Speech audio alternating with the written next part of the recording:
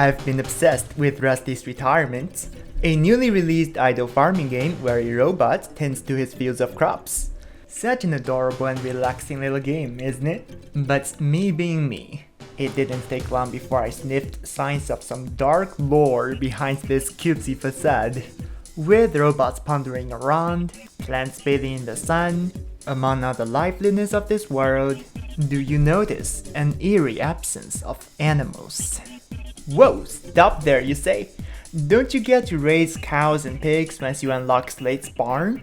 That is true, and the cows and pigs are what inspired me to make this theory in the first place. Let me ask you this. How do you acquire farm animals in this game?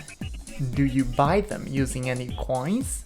No, you have to gradually excavate fossils beneath the surface of your farm, then expend biofuel to resurrect the animals. There is something sinister surrounding the bountiful layer of fossils lying near the surface for you to regularly dig up, most of which are that of common farm animals. Wild animals going extinct is a usual occurrence, but the last animal species you'd expect to die off are the livestock nourished and depended upon by humans. You having to revive cows and pigs would signify the fall of human civilization, which is evident given the fact that as Rusty expands his farm, he tears down remnants of human cities, their ruins, and long-abandoned vehicles.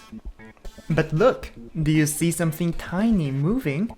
What about those bees buzzing around? If you take a second look, those aren't bees at all. The flying drones in this game are known as bulblets. They're basically flying light bulbs released into the wild to pollinate plants, as to make up for the absence of bees. And instead of producing honey, these mechanical drones convert nectar into biofuel. Butterflies are the only living animals we observe in this world. They're unlikely to also be mechanical as they do not produce biofuel. As we know, butterflies are much less effective at pollination. In the event of bees' extinction, mechanical pollinators like the bulblets would need to be manufactured to ensure the continuation of plants. So all around Rusty's farm, we see signs of a full-on apocalypse in the recent past. What happened here? Now a disclaimer. I have not played Mr. Morris's previous game, Haiku the Robot, so when I accidentally discovered this coordinate on the bottom left tunnel, I was clueless about why it led to a cell in the Patarei prison. If you actually type in Patarei 10A with this panel open, a new NPC is summoned and would devour your grown crops. I would know what all this means if I had played Haiku the Robot, but for now, my theory will be based on just this little farming simulator. Let's see how much of this universe's lore I'll manage to get. As mentioned, there has been a mass extinction event that's wiped out all humans and animals in Rusty's world, while somehow sparing plants in the process. Quite a few apocalyptic scenarios could potentially accomplish that. There could have been a global zoonotic virus outbreak. Atmospheric changes, such as oxygen depletion, could have killed off animals while affecting plants to a lesser extent, due to their ability to photosynthesize. If there was an extreme global temperature increase, certain species of plants would also have a better chance at surviving, especially if the climate change was gradual enough to allow for adaptation. None of those scenarios, however, accounts for the curious fact that butterflies, of all animals, were spared from extinction, while the very similar bees died off. Sure, butterflies could enter diapause to endure harsher conditions, but bees have been known to diapause as well. What could have killed off bees but left butterflies alone? In order to identify the exact apocalyptic scenario that happened to Rusty's world, we'll have to look at the in-game farms themselves. Firstly, there are no visible signs of industrial pollution, as is indicated by the clear streams and forests.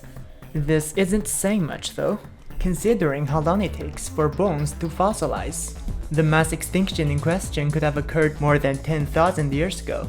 That's plenty of time for nature to recover from many kinds of damage. This also means that, unfortunately, we won't find much concrete evidence left from the past disaster, other than the fact that 2 of the 5 unlockable farms are located in deserts, a biome less than ideal for farming, one that Rusty is nonetheless forced to build his welfare upon. Putting aside the environmental features for now, let me ask you this question. Why are we farming in the first place? Isn't that a simple question, you say? We sell the vegetables, of course. Maybe there are surviving humans who'd employed robots to automate the farming process and bring them food. That does not appear to be the case, however. You will notice that none of the veggies we produce are ever sowed. Rusty simply picks them up and puts them away into his storehouse. Those same harvests then wait to be converted into biofuel later on. I don't think there are human survivors we're serving, and robots don't need to eat veggies. However, robots in this game consume biofuel. Farming plants is only a means to that end.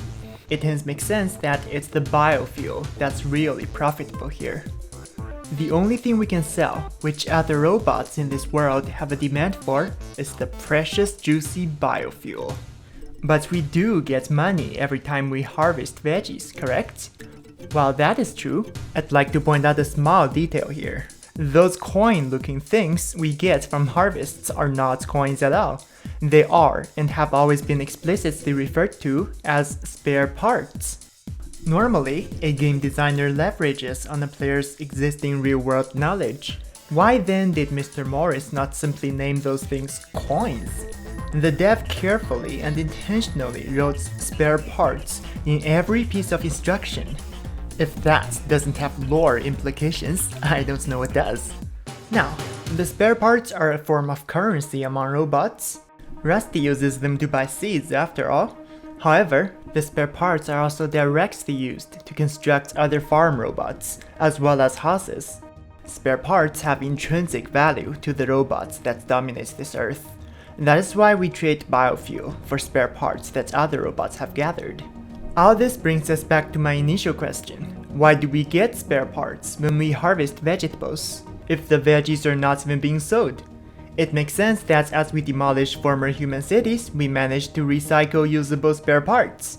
But surely plants don't contain metal components? Not under normal circumstances, at least. This right here is the biggest clue to what the apocalypse was.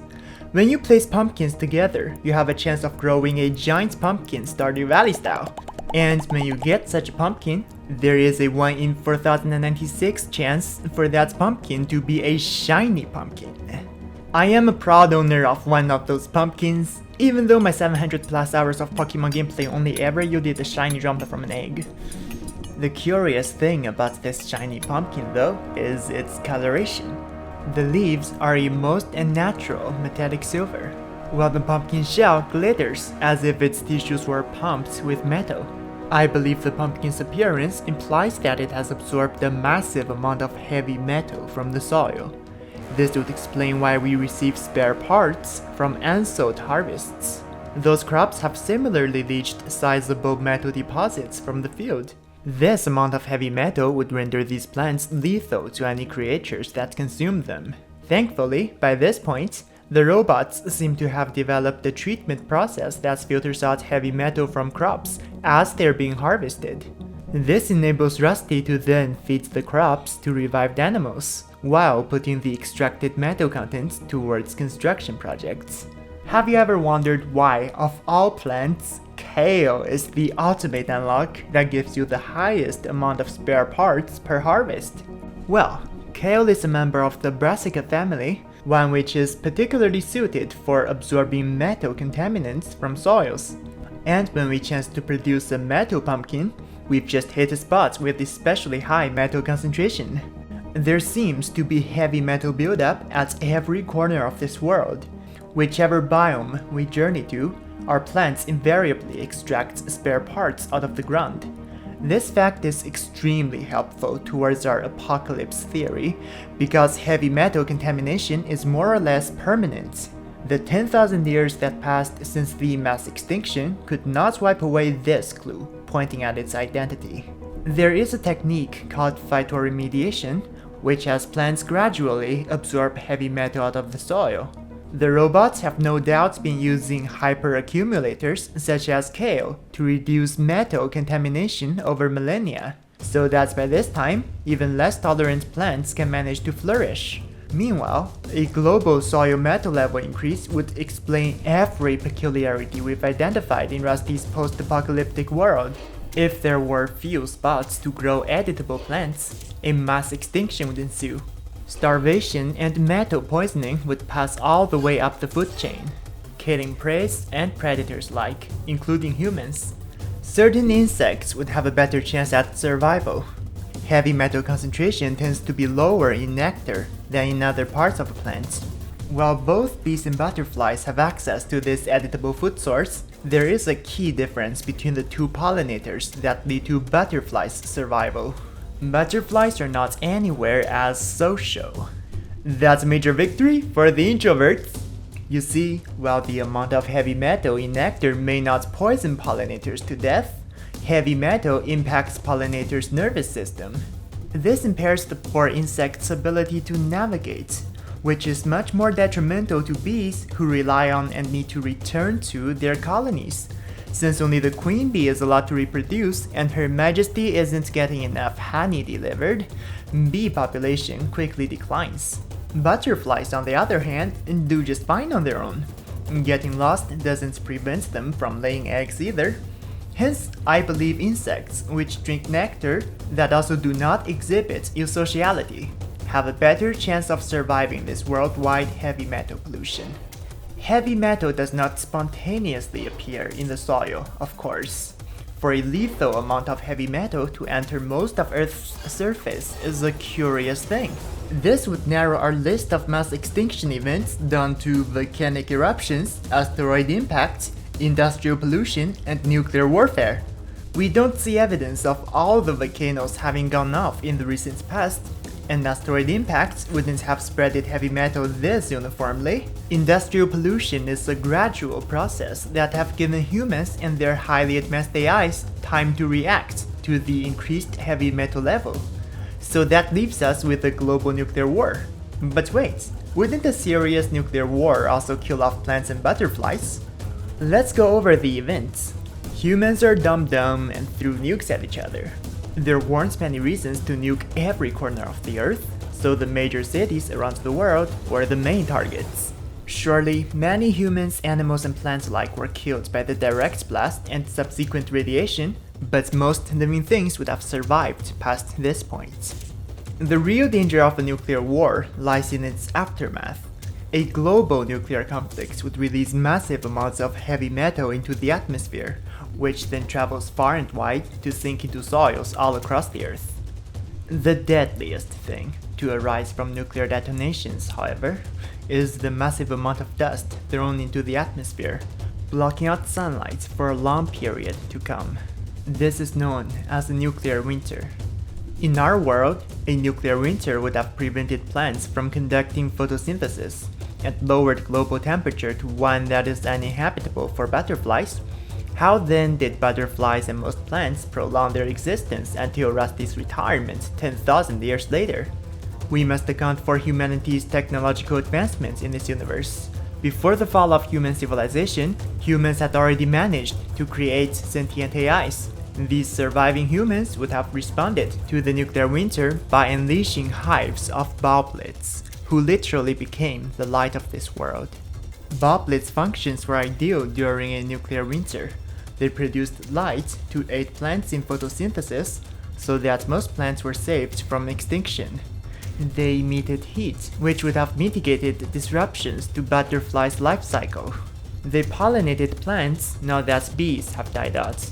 They failed to save the humans, who weren't able to also cope with the sudden increase of heavy metal level in soils. Before they'd finished implementing the new purification technique into their crop harvesting process, humans have quickly died off from eating the plants they kept alive. The robots, who were impervious to heavy metal poisoning and radiation, persisted as the new rulers of the Earth, alongside some lucky surviving butterflies that would replenish their population over the next decamillennium. Fast forward to today, robots have established their own society, one which allows for even the right to retire. The nuclear winter has long ago dissipated, but a good portion of the Earth went through desertification, as vast fields were sterilized by the nuclear fallout. Aside from that, nature has healed itself. Phytoremediation has reduced underground heavy metal levels. Thriving plants are farmed by robots as their supply of biofuel. Since robots do not eat organic matter, they only saw fit to resurrect obedient and domesticated herbivores, whose only use to the robots was their poops that fertilized biofuel production. It's once again a lively world, and the sole survivors of this butterfly effect welcome you to your retirement. I don't normally make theories for games other than Stancy, but if you enjoyed my reasoning process, you might also like this real-life logical deduction video I made. And since you like indie games, I am also a solo game developer myself, and you can check out my game in the pinned comment. If this video does well, I will definitely make more theories like this one, so stay tuned!